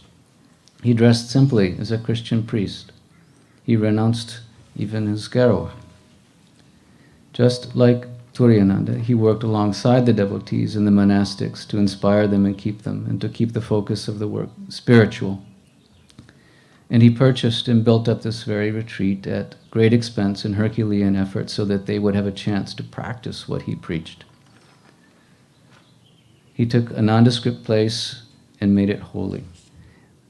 When there's a story about when he arrived, it was raining, it was pouring. If you've ever been at Olima in the rain, it's something to see, right? There's just mud everywhere. It's dark. It rains about twice as much here as in San Francisco. That barn, which is now a monastery, was full of cows and whatever cows leave behind. There was nothing to recommend it except this Ashokanandaji.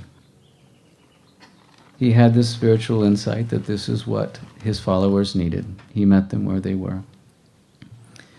We don't have the heritage of India. We do not have these holy places at every turn. We don't know how to instinctively imbue every activity with an awareness of the divine. But he knew that we could dream about it in nature. He knew that there was this dream of Walden Pond that Bobby was talking about, and that it could play out here. He understood this. But this is not all of what he did. His lectures were tuned very much to the American frequency. One often overlooked example, which is on YouTube, by the way, believe it or not, the audio, is called Be Not Afraid, It Is I. There he spoke about the story in the Bible where Jesus walks on the water. You will find no clearer explanation of the difference between Atman and ego than Ashokananda's reading of this tale. Now let me briefly tell it here. The disciples set out across the waters of the Sea of Galilee. A storm comes up, and in his reading we are set adrift amidst the waves and wind of suffering of our own fears and desires and attachment. And after some time we learn something about the nature of the waves and the ocean beneath it. We develop a kind of vairagya. It is then that this Christ, this great being, non-different from that absolute reality, comes walking across the waves, through the storm. How can he walk on these waves? Well, he is the master of the waves. They proceed from him alone. He is the source, the great support. He's brought all of these things into being. They will all return to him in the end, and he is completely unaffected by them. He is this absolute reality. And what does the ego do when it sees truth? What do the disciples do when they see this overwhelming reality? They're startled, they're frightened, they see a ghost. This is what happens when we get that glimpse of the divine sometimes. But the divine responds with faith and says, "Be not afraid. It is I. It is Atman." Peter calls out to him. He tests the Guru. He says, "Lord, if it is really you, bid me walk out onto the water." And he does. He says, "Come on out." That's not the exact quote. But he brings Peter out onto the waves, and Peter walks briefly upon the waves. And then Peter starts to doubt, and then he starts to sink. And Christ reaches out his hand and pulls him up again and asks him why he doubted. Ashokananda met his followers in this same way, and they responded with that same faith. And in that moment, just as in the time of the Upanishads, the divine accomplished something through this Vedanta community of ours. And this is, I hope, the future of Vedanta in America. But this America we live in now is not the America of Vivekananda's time, nor even of Ashokananda's time. We have lost so many of the ideals that those great souls recognized. Where is our desire for liberty? We've traded it in for some brittle security. Our optimism, the past decade has destroyed that. There's quite a reasonable fear that we've left our best days behind us and that we teeter on some edge of oblivion. We've traded our love of reason and philosophy for polemics and endless political battles. What has happened to the country that spawned these Emersons and these Thoreaus? What has happened to this country of Huxleys and Abraham Lincolns and Whitmans? What has happened to this country that has stood for so long with this outrageous seeming idea that humanity was fit for democracy and deserved it? What is left of the higher ideals that these Swamis spoke to? And without those ideals, how will Vedanta ever speak to us? Do we have the basis for faith anymore? Can we accept that there is something greater than us? Can we relearn sincerity? Can we understand the sacred when we have been hypnotized to believe that nothing is sacred? Vivekananda saw this even in his time. He understood that the message of Christ had been simplified and bastardized. God was now some old man living in the clouds. He created this earth full of suffering, and he was sitting there just waiting to damn most of us to an eternity of suffering. Such a message may help us, however briefly, to understand something about our suffering, or at least give us a rationalization and explanation for why we suffer. But it is not an ideal, and it will fail. And Vivekananda saw this too. Hearing what we knew, he started from there. And he said, every soul is potentially divine. Only the highest truth will do. How odd, if you think about it, that this monk would come here to this place with no context for a normal human being to even begin. And he taught us the highest wisdom, not the easy path, not a few little touching, things to make us feel better. He taught the very highest wisdom, Advaita. That's extraordinary if you think about it, right? This wisdom that in India had been very carefully controlled. You had to be adhikari for this. You had to be fit. You had to be eligible. And here was Vivekananda in a hall in Chicago, in a hall in San Francisco, all over these places, talking about this wisdom which had been all but secret.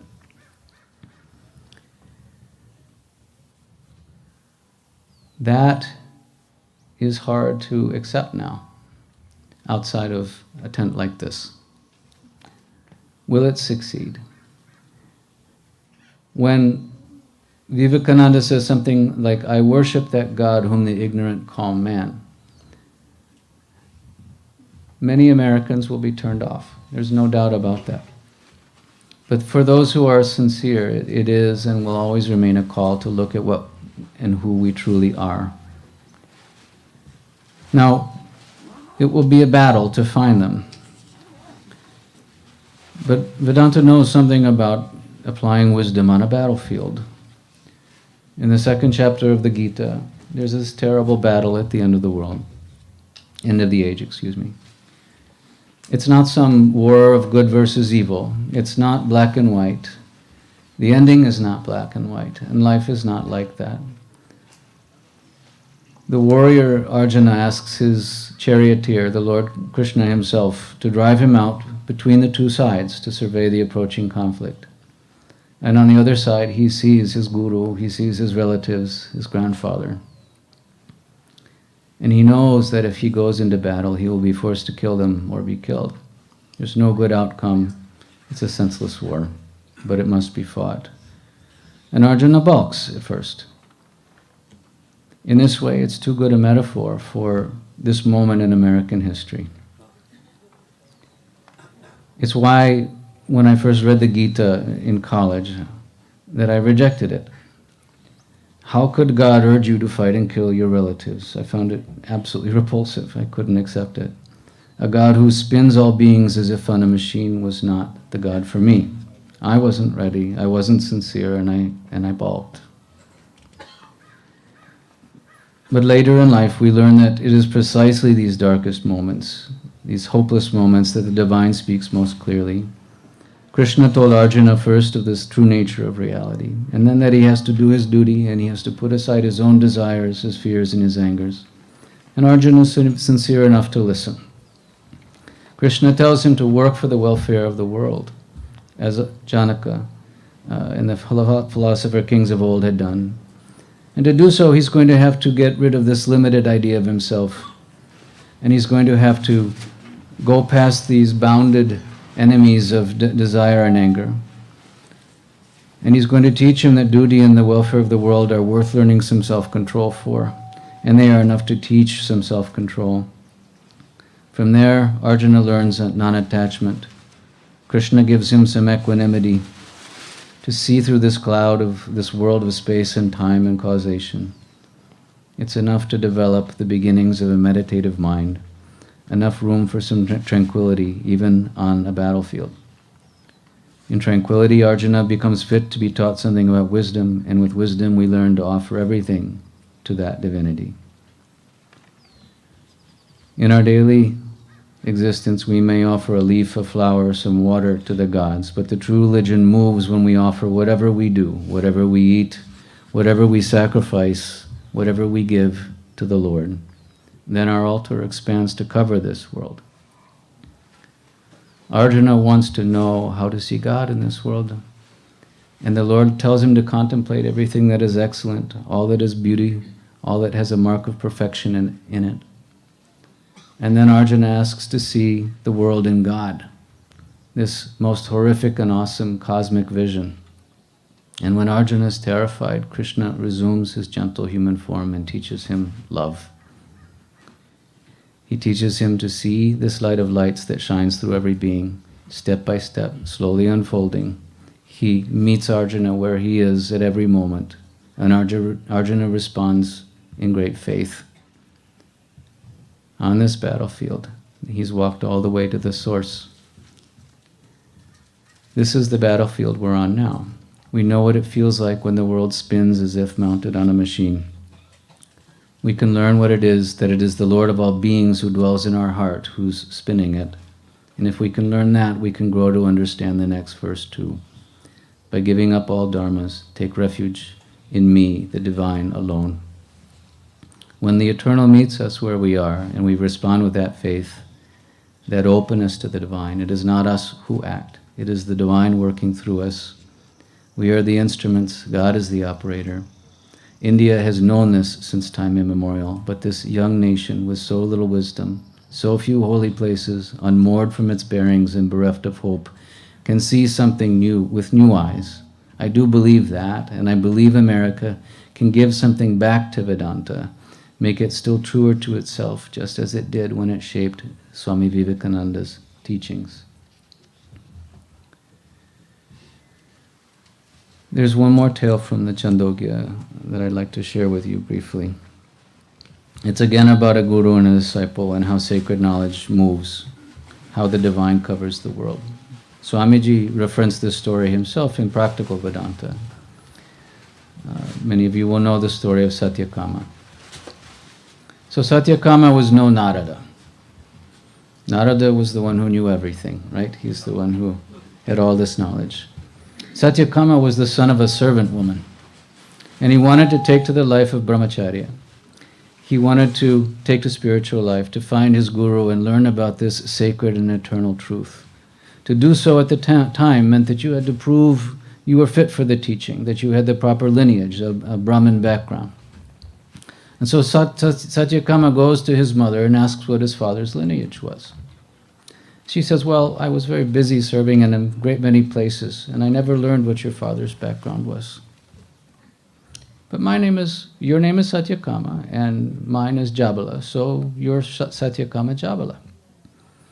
And so Satyakama trots off to the guru, who asks promptly for his father's gotra, for his father's background. And Satyakama tells him, well, my mother was very busy serving in a great many places as a maid, and she never learned what my father's background was. But my name is Satyakama and hers is Jabala, so I'm Satyakama Jabala. You could sort of picture this wry smile on the guru's face. But he responds, none but a true Brahmin could answer like this. You have not diverted from the truth. Come, my dear, I will take you on as a student. Americans love this story. We are a nation without a gotra. We don't know where we came from. We don't know where we are or where we are going. We are Jabalas. No pedigree whatsoever. No eligibility, but the only criterion which matters. We want the truth. This is what Satyakama, the name, means, one who desires truth. We may be Jabalas, but there are Satyakamas among us. And this truth, this desire for truth is enough to call truth to it.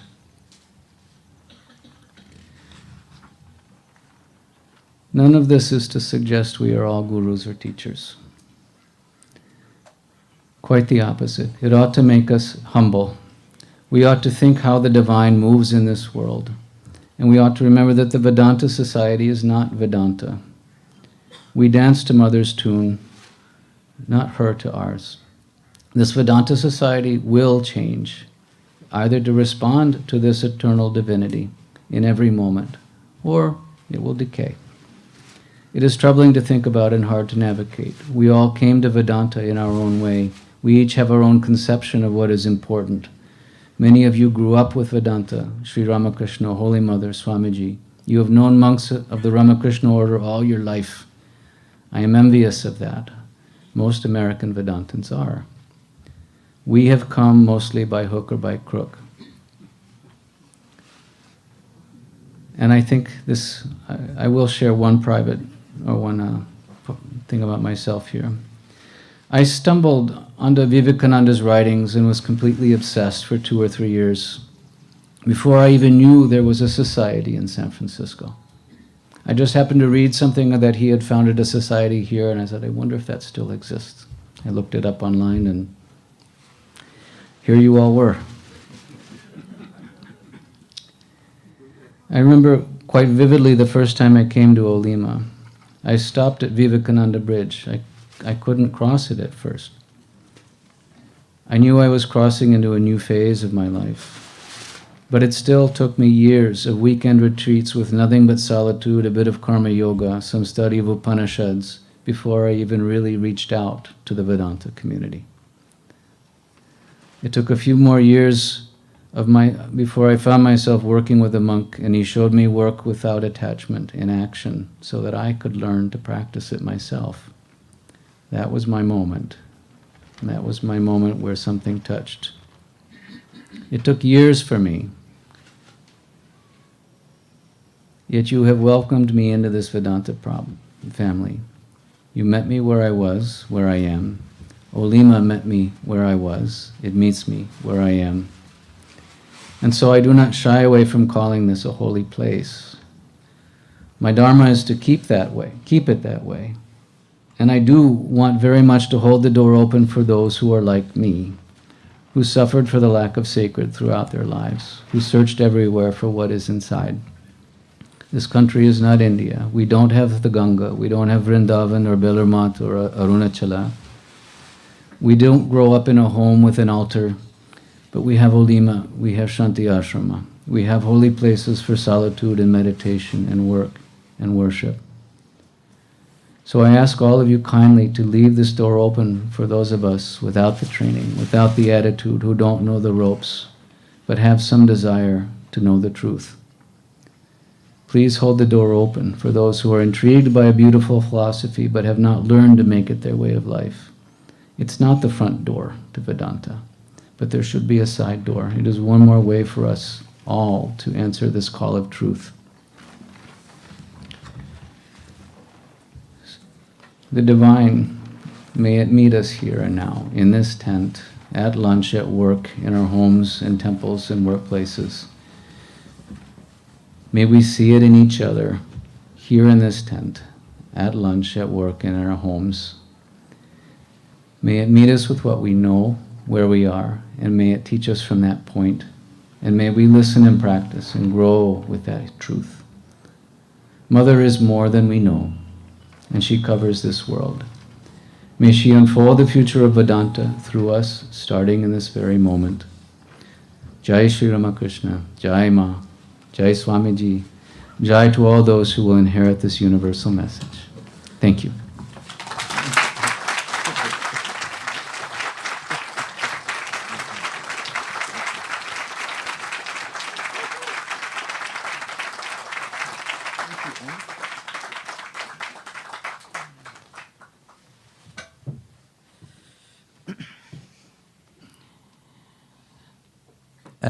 I'm supposed to make a few remarks, and before that there is an announcement.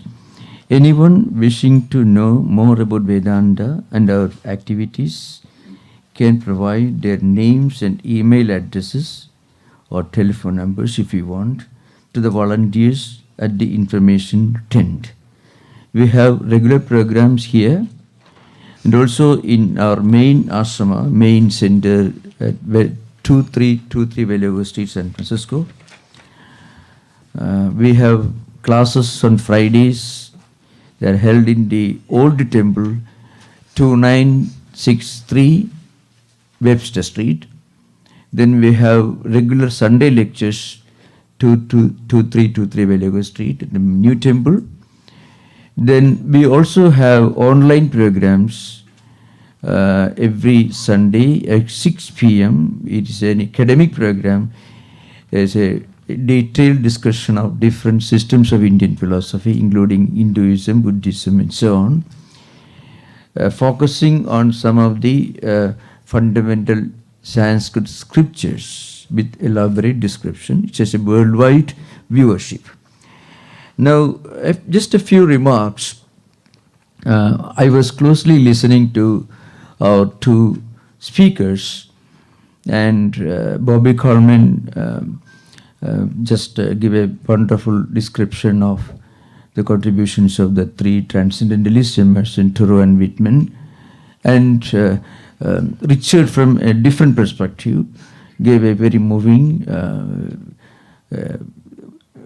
account of his own spiritual journey and also Vedanta spiritual tradition, more than philosophy, Vedanta spiritual tradition, quoting from different scriptures. Now, one observation which caught my attention is maybe sometimes we may be under the impression that America doesn't have a spiritual aristocracy or kind of pedigree like India, which has this Vedantic tradition running for the last 6,000 years or even longer. Now, I'm reminded of seeing a cartoon in one of Indian English newspapers, which I visited India last year.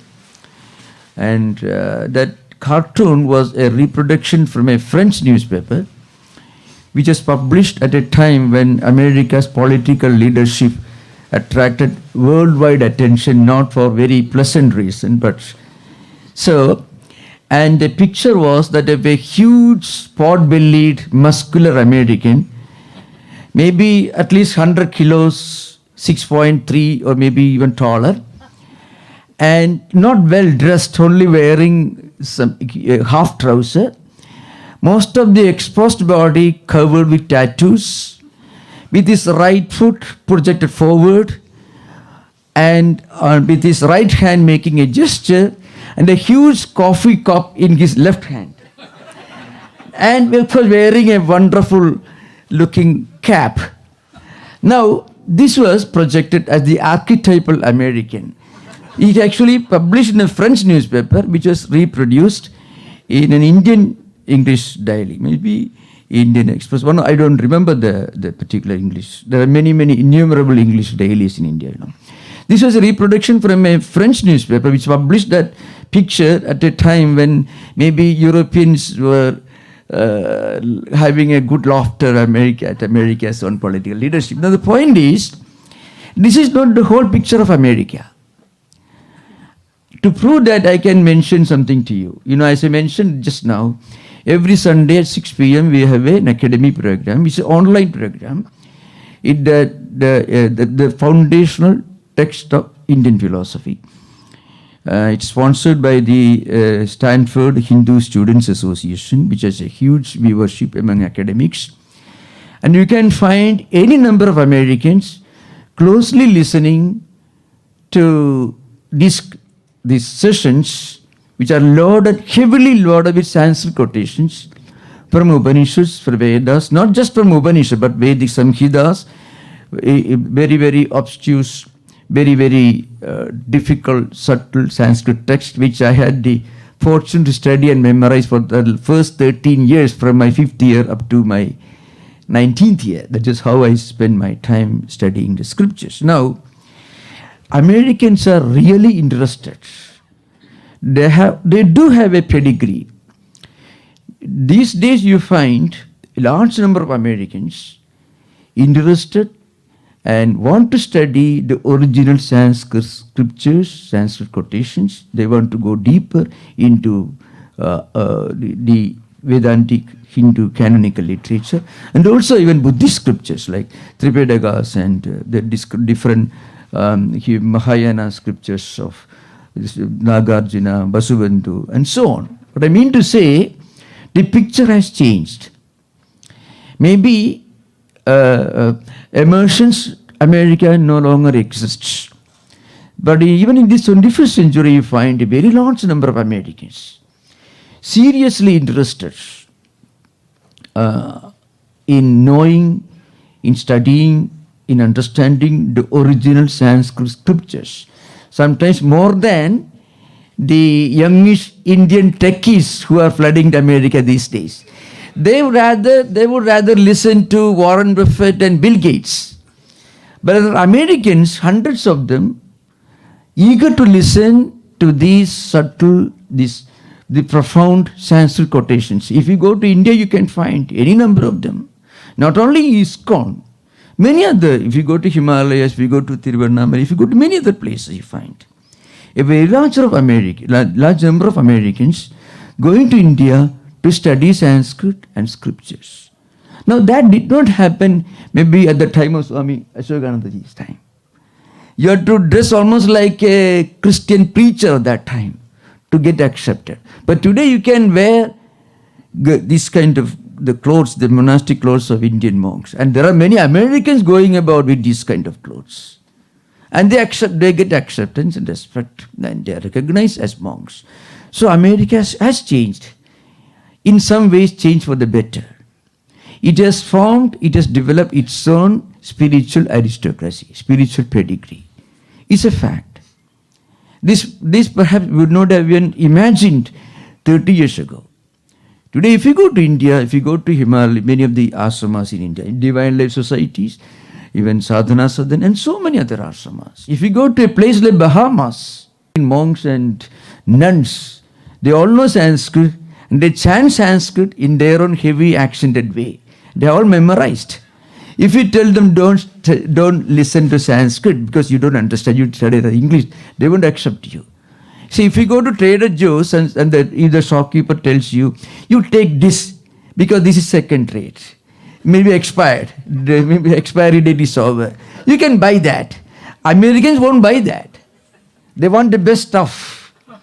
So there are many Americans who really want the best stuff, not only in Trader Joe's but also in spiritual tradition. Indian philosophy, they want to study Sanskrit.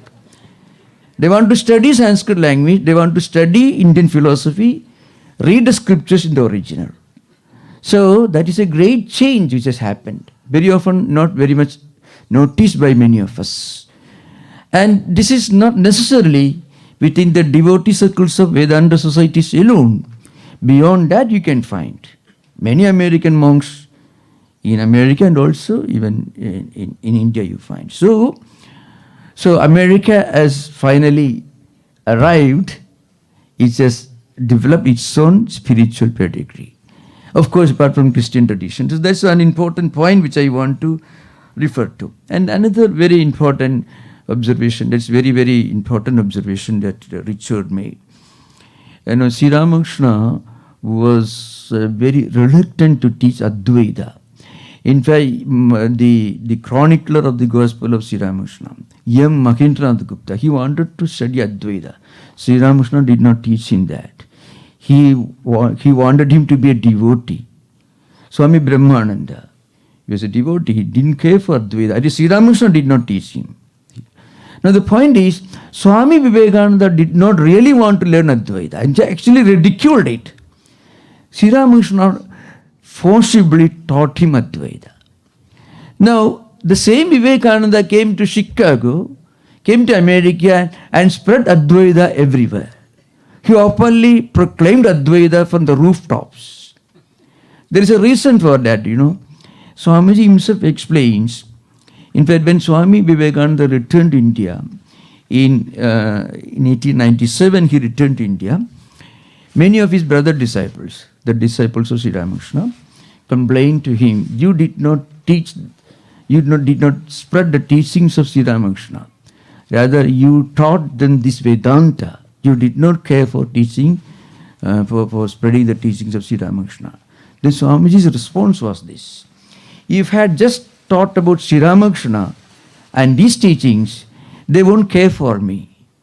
Because they would think Sri Ramakrishna is just another saint. We have our own Saint Francis of Assisi, Saint Paul, Saint Xavier, and we have Saint Teresa of Avila, many other saints. It will be just another saint and his teachings.